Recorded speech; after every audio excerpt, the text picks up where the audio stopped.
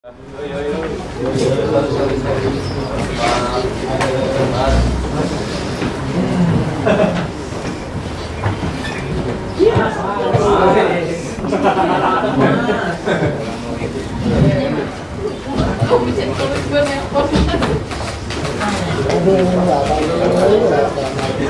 duduk lah dah.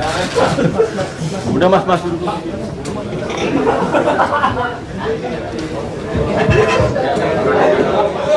Siapa?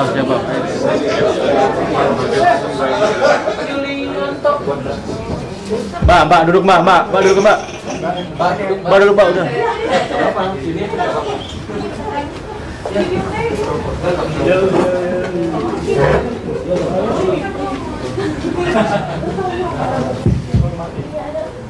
Baik. Malam teman-teman, kita bisa mulai ya? Baik. Selamat malam. Assalamualaikum warahmatullahi wabarakatuh. Om Swastiastu, Namo Buddhaya, salam kebajikan buat kita semua. Yang saya hormati Ketua KPU Pak Muhammad Afifuddin, hadir juga Pak Parsadana Raha, kemudian Pak Idam Holik, Pak Yulianto Sudrajat dan Pak Sekjen dan Darmawan Sutrisno. Sekali lagi teman-teman media, terima kasih untuk kehadirannya dan sudah menunggu beberapa saat. Kami memang merencanakan untuk melakukan konferensi pers terkait dengan situasi terakhir dari isu yang saat ini berkembang. Teman-teman, sebagaimana putusan MK yang sudah dibacakan beberapa waktu lalu, pada satu sisi sejak tanggal 20 Agustus kami sudah melakukan respon terhadap putusan MK. Tanggal 22 kami juga tadi lakukan konferensi pers. Secara prinsip sikap KPU tetap konsisten bahwa putusan MK akan kami tindak lanjuti. Hari ini juga perkembangan yang ada, sebagaimana kita ketahui bersama, Paripurna DPR juga tidak mengesahkan revisi dari Undang-Undang Pilkada. Jadi sebenarnya relatif isu tentang rancangan Undang-Undang Pilkada sebagaimana putusan MK tidak mengalami perkembangan yang berbeda. Nah, sedangkan isu ini pada akhirnya kan kita harapkan bersama untuk bisa menutup semua perdebatan yang ada di publik dan kemudian KPU sendiri bisa fokus dalam rangka penyelenggaraan tahapan-tahapan pilkada, khususnya sebagaimana kita ketahui bersama tanggal 27 sampai 29 Agustus nanti itu dimulai tahapan untuk pendaftaran calon kepala daerah di masing-masing provinsi dan kabupaten kota yang menyelenggarakan pelaksanaan pilkada. Demikian update kami.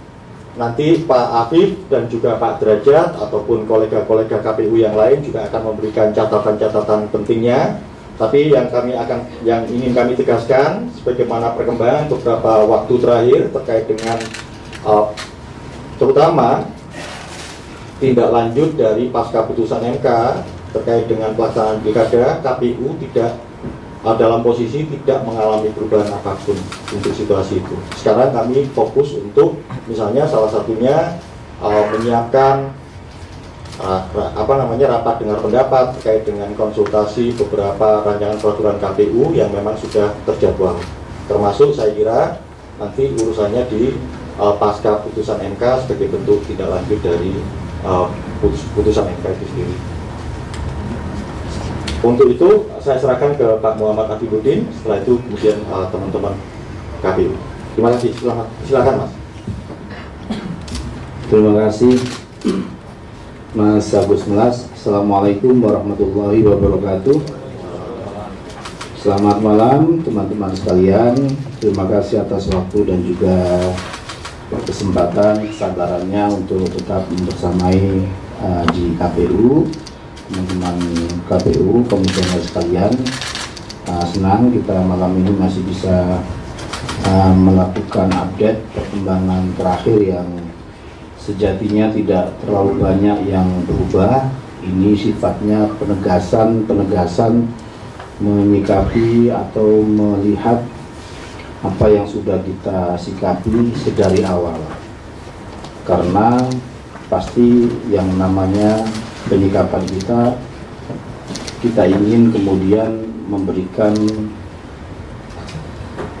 situasi yang menenangkan dan juga menjawab apa yang ditanya oleh para pihak terkait dengan apakah KPU akan menindaklanjuti putusan Mahkamah Konstitusi. Secara kronologis, teman-teman sekalian, kami akan menyampaikan bahwa pada tanggal 20 ketika putusan Mahkamah Konstitusi dibacakan siang sampai sore hari, kami menyampaikan bahwa KPU akan melaksanakan putusan Mahkamah Konstitusi di malam harinya. Kemudian kami juga sudah menyiapkan adaptasi atau mengambil substansi putusan yang kemudian kami normakan dalam draft PKPU yang kami kirimkan ke Komisi 2 atau DPR pada tanggal 21 Agustus. Untuk selanjutnya, tadi setelah kami melakukan rapat pleno terbuka hasil pemilu pasca PHPU kedua di Mahkamah Konstitusi, kami juga menyampaikan bahwa kami dengan tegas akan melaksanakan putusan Mahkamah Konstitusi. Adapun langkah-langkah lanjutan berkaitan dengan yang kita lakukan terkait dengan tindak lanjut putusan ini, kami melakukan langkah prosedur tertib prosedur, yaitu dengan melakukan konsultasi, dengan melakukan pembahasan di Komisi 2 atau di DPR. Kenapa? Karena kami juga pernah melakukan hal yang sama. Sekali lagi, karena dulu saat kita lakukan prosedur konsultasi dengan satu dan lain hal tidak bisa dilaksanakan, dan atas situasi itu kemudian kami dinyatakan melanggar dan dikasih sanksi peringatan keras, bahkan keras terakhir oleh Dewan Etik atau DKPP. Tentu belajar dari pengalaman, apa yang sudah kita lakukan dan dianggap tidak benar itu kita benahi, dan itulah yang membuat kami mengambil langkah-langkah putusan Mahkamah Konstitusi. Kami tidak lanjut, langkah-langkah prosedural yang kami harus tempuh kita akan lakukan. Yang pasti teman-teman sekalian, nanti pada tanggal 27 sampai tanggal 9 Agustus saat pendaftaran calon kepala daerah di seluruh daerah di Indonesia akan memedomani aturan-aturan atau PKPU yang juga di dalamnya sudah memasukkan materi-materi atau putusan Mahkamah Konstitusi terkait dengan yang diputuskan pada tanggal 20 Agustus kemarin. Dan selanjutnya juga kami ingin sampaikan beberapa putusan Mahkamah Konstitusi yang lain, misalnya terkait dengan pengaturan pembolehan kampanye di kampus. Kalau nggak salah itu juga pasti kita harus ikuti, ya kita perlakukan sama untuk kemudian kita akan segera adopsi, kita masukkan dalam pengaturan kampanye kita. Nah, lebih dari itu teman-teman sekalian, hari-hari ini atau 1-2 hari ini pasti kita akan melakukan langkah-langkah koordinasi komunikasi untuk menyegerakan pembahasan konsultasi dan seterusnya dengan Komisi 2 untuk segera mumpung ada waktu sebelum waktu pendaftaran nanti tiba 27, semua pengaturan, semua PKPU sudah siap untuk kemudian diterapkan dalam proses penerimaan calon kepala daerah, pendaftaran calon kepala daerah di seluruh daerah di Indonesia. Itu sebagai penegasan dari kami di KPU. Semoga ini bisa difahami oleh semua pihak, dan tentu perkembangan terakhir malam tadi juga menjadi semakin penegas untuk kami bahwa memang proses-proses ini akan tetap kami lakukan untuk kemudian proses memasukkan putusan Mahkamah Konstitusi dalam beberapa norma di PKPU pencalonan akan segera kita selesaikan. Meskipun draft juga sudah kita kirimkan ke Komisi 2 karena kita masih cuma 2 hari ini kan, jadi butuh waktu dan seterusnya. Itu teman-teman sekalian sebagai penegasan dari kami di KPU. Terima kasih. Baik, terima kasih Pak Ketua. Pak Iken, mau menambahkan sesuatu? Pak Derajat, Pak Arhan, Pak Iken. Baik, demikian teman-teman penegasan KPU terkait dengan perkembangan situasi terkini dalam rangka tindak lanjut pasca putusan MK sebagaimana kronologis peristiwa yang disampaikan oleh Pak Afif. Kalau dari sisi komitmen yang diambil KPU sejak pasca putusan MK itu dibacakan dan kemudian KPU merespon dalam bentuk sikap yang disampaikan melalui konferensi pers tanggal 20 Agustus dan kemudian tanggal 21 Agustus kami juga langsung mengajukan surat permintaan konsultasi kepada Komisi 2 dan kemudian tanggal 22 Agustus sore tadi kami juga menyampaikan posisi KPU juga dan termasuk kalau melihat perkembangan situasi sebagaimana disampaikan oleh pimpinan DPR terkait dengan revisi Undang-Undang Pilkada dan kemudian malam ini kami anggap penting untuk melakukan konferensi pers sebagai satu bentuk konklusi dari posisi lembaga KPU dalam rangka menyikapi perkembangan terakhir khususnya terkait dengan tindak lanjut pasca putusan MK. Tentu saja kami punya harapan besar isu atau kontroversi ini bisa berakhir dan kemudian KPU sendiri karena ini posisinya memang tanggung jawab fungsi tugas KPU dalam menyelenggarakan tahapan-tahapan pilkada dengan demikian makin lebih jelas karena tidak hanya dalam konteks pasca putusan MK sebelum adanya putusan MK juga kami masih menyisakan beberapa rancangan peraturan KPU misalnya rancangan peraturan KPU tentang perlengkapan pemungutan suara atau logistik pemilu, kemudian rancangan peraturan KPU tentang kampanye dan rancangan peraturan KPU tentang dana kampanye yang dalam durasi waktu beberapa waktu ke depan sudah terjadwal untuk dilakukan rapat dengar pendapat dengan Komisi 2, pemerintah dan juga penyelenggara pemilu lainnya. Saya kira itu yang bisa kami sampaikan pada konferensi pers malam ini. Sekali lagi teman-teman terima kasih untuk kehadirannya sekaligus kesabarannya tadi disampaikan oleh Pak Afif karena tetap membersamai kami dan saya tahu teman-teman sebagian mungkin sudah bertugas sejak tadi pagi sampai dengan malam ini juga masih tidak kenal lelah. Sekali lagi kita bisa akhiri konferensi pers malam ini kecuali mungkin ada 1 atau 2 pertanyaan mungkin kami akan respon. Boleh? 4, 5 pada atau 3 lah ya. Bentar, aku ini saya pilih dulu ya. Mas menjadi dari sana? Kumparan. Kumparan. Oke, Kumparan. Kemudian Akak ya. Dari MI. Ini Satrio atau si itu? Bisa rebukan nggak?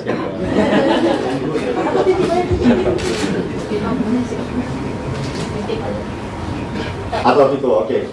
Kata Mas Satrio sambil nunjuk gitu aja deh. Baik, ada 3 ya, Mas. Yang dari Kumparan siapa namanya, Mas? Thomas. Mas Thomas dari Kumparan, kemudian Mas Aka dari Media Indonesia dan kemudian Vito dari Kompas. Masih di Kompas ya? Siap Bang. Iya, Bang, thank you. Oke, silakan Mas Thomas. Seputar ini ya. Ya, selamat malam pimpinan KPU. Perkenalan, saya Thomas dari Kumparan.com. Pertanyaan saya simpel sih, tadi kan disebutkan mau ada konsultasi dengan DPR dan rapat dengan pendapat ya. Mungkin bisa diperjelas waktunya itu kapan sih untuk konsultasi dan RDP itu. Itu isi pertanyaan. Terima kasih. Oke. Ya, kita kumpulkan dulu ya. Mau konsultasi sama yang jadwal nanti itu ya.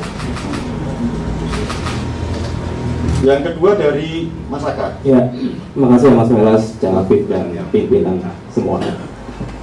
Tadi soal kepastian konsultasi tadi mungkin menyambung tadi considering dan jadwal konsultasi itu kapan? Karena ini kan timelinenya sangat mepet, besok Jumat tanggal 27 itu hari Selasa. Apakah bisa selesai rancangan draft PKPU yang ditawarkan oleh KPU Komisi 2 ini disahkan benar-benar sebelum tanggal 27, sebelum pendaftaran? Kalau misalnya revisi ini belum rampung dilaksanakan, tadi sebenarnya Cak Afif sudah menegaskan, tapi mungkin kita minta jaminan ya, kalau misalnya memang belum disahkan, apakah KPU akan menerima pencalonan kepala daerah ini dengan dengan putusan MK yang sudah keluar kemarin?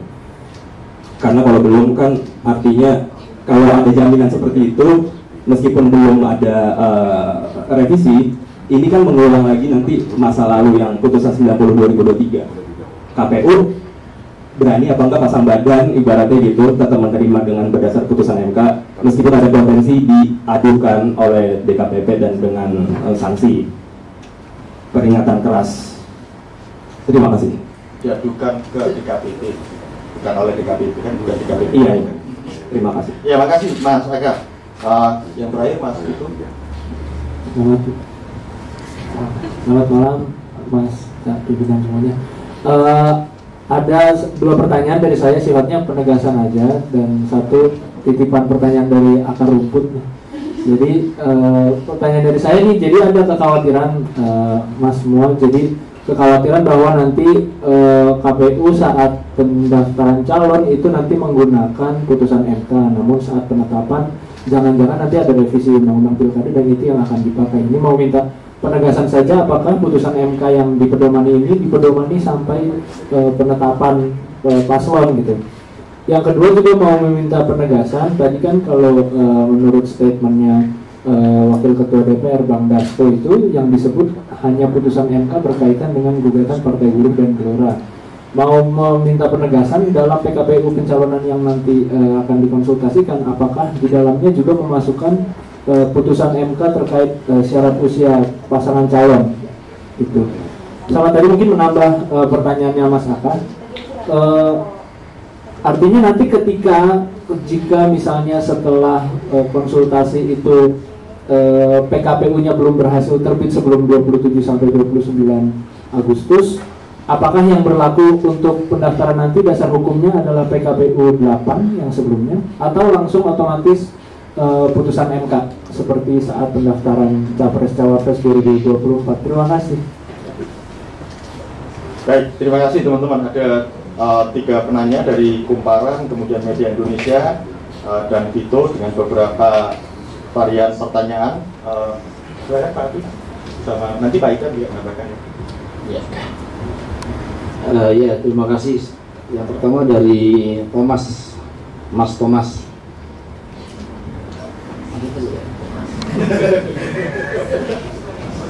Oh, soal kapan konsultasinya? Ya, soal kapan konsultasinya, pertama secara komunikasi kami sudah lakukan, cuman kami masih menunggu surat resminya. Insya Allah hari konsultasinya Senin ya? Senin. Insya Allah Senin, ya konsultasi sifatnya RWP itu Senin. Kita tapi sudah sampaikan dan sudah berkoordinasi untuk materi yang sudah kita sampaikan, draft dan seterusnya. Kemudian yang kedua dari Yaka, ini saya tahu karena WA-nya nggak dibalas, pertanyaannya di sini biasa itu. Ya, berkaitan dengan apa? Ini mirip dengan pertanyaannya Vito tadi, kaitannya dengan kalau ini pengandaian, yang penting nggak ngancem aja pertanyaan. Kalau ini berani nggak? Inilah pentingnya konsultasi. Jadi karena putusan MK itu kan secara prinsip ya, setelah dibacakan itu kan sudah dibacakan kan sudah berlaku, maka kita akan lakukan itu, kita adaptasi langsung. Cuman memang yang menjadi lubangnya dulu kan kita nggak melakukan konsultasi, bukan tidak melakukan, tapi ada situasi yang saat itu tidak ada waktu lah ya untuk melakukan itu. Nah sekarang kan itu kita lakukan belajar dari peristiwa yang kemarin. Dan inilah menurut saya malah pentingnya konsultasi dilakukan. Dan apakah putusan 60-70 ya semuanya, termasuk yang tadi berkaitan dengan kampanye di luar kampanye di kampus ya yang dibolehkan, itu kan nanti akan diadaptasi di PKPU yang lain. Jadi semua hal yang berkaitan dengan putusan Mahkamah Konstitusi yang katakanlah beririsan dengan PKPU kita, dalam konteks ini yang paling banyak kan memang PKPU 8 ini akan kita terapkan. Nah, konsultasi ini akan menjawab semuanya, dan insya Allah dengan situasi terakhir juga akan bisa kita pastikan pada tanggal 27 sampai 29 ini yang akan kita pakai. Bagaimana jika ada situasi di lain itu yang kita hadapi, kita komentari yang ada di depan kita, jangan mengandai-andaikan, ya kan? Dari kemarin kan pertanyaannya pengandaian, begitu sore hari ini kan pengandaian hilang semua. Nah, maksud saya kita tidak melakukan pengandaian-pengandaian. Yang pasti putusan MK sudah ada, revisi undang-undang pilkada belum ada, kan begitu. Itu saja yang bisa kami sampaikan. Pak Idam, silakan kalau mau menambahkan.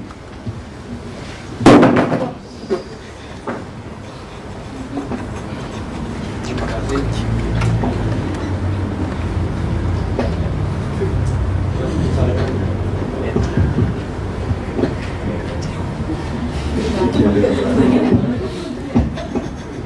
Ya.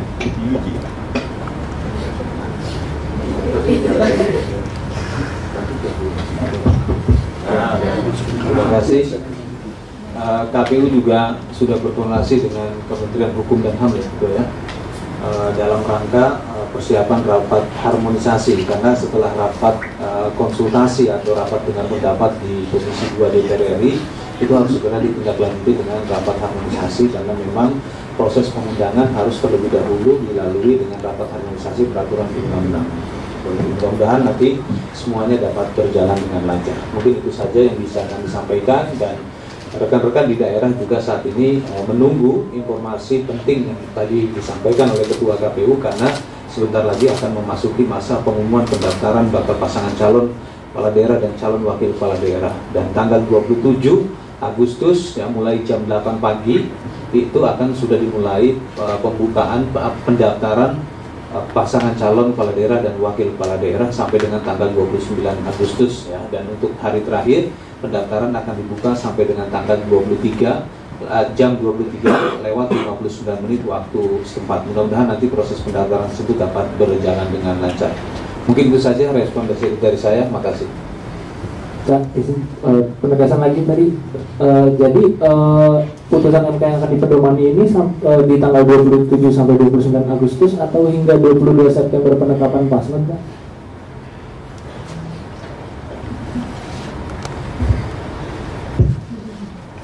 Dipedomani terus sampai penetapan paslon. Jadi penegasannya tegas ya? Sangat tegas. Soalnya tadi penegasannya saya baca nekan gitu.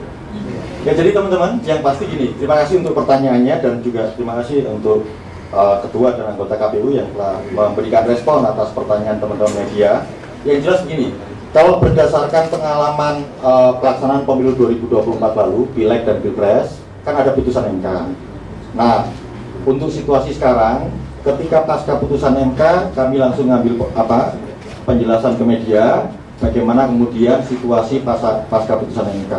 Dan kemudian seketika kami tindak lanjuti dalam bentuk surat permintaan konsultasi ke DPR ya, terkait dengan tindak lanjut pasca putusan MK.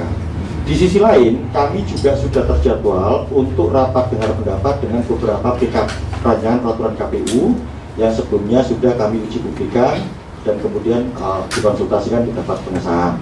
Nah, nanti ada proses lagi harmonisasi. Nah, itu proses-proses yang by prosedur kami lakukan. Harapannya tentu saja untuk pelaksanaan pilkada ini dengan apa yang kami lakukan tentu memperbaiki proses dan kemudian kualitas dari pelaksanaan pilkada sebagaimana yang pengalaman kami di pemilu legislatif dan pemilu DPR kemarin. Nah, tentu saja kita punya dasar juga. Kita tentu tidak mengandai-andai, tapi Begitu masuk tanggal 27 sampai 29 dan seterusnya, maka peraturan itu kan tidak mengalami perubahan, karena itu yang aturan mainnya. Logikanya kan kalau saat ini ibaratnya aktor berada di luar ring permainan, tapi begitu tanggal 27 sampai tanggal 29 kan sudah dalam posisi kompetisinya, ruang permainannya. Nah tentu dalam konteks itu kan perubahan-perubahan idealnya tidak terjadi. Di situ saya kira kita bisa akhiri teman-teman. Terima kasih untuk waktunya. Selamat malam. Wassalamualaikum warahmatullahi wabarakatuh.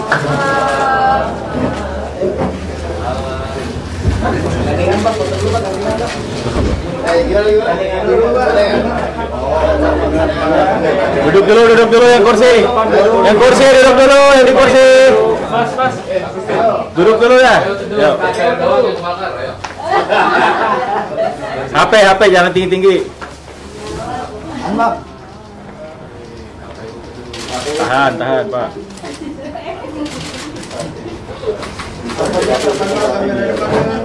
Ini Bang, Oke. KPU kecuali kumparan ya? Pertanyaannya udah kayak pertimbangan kita.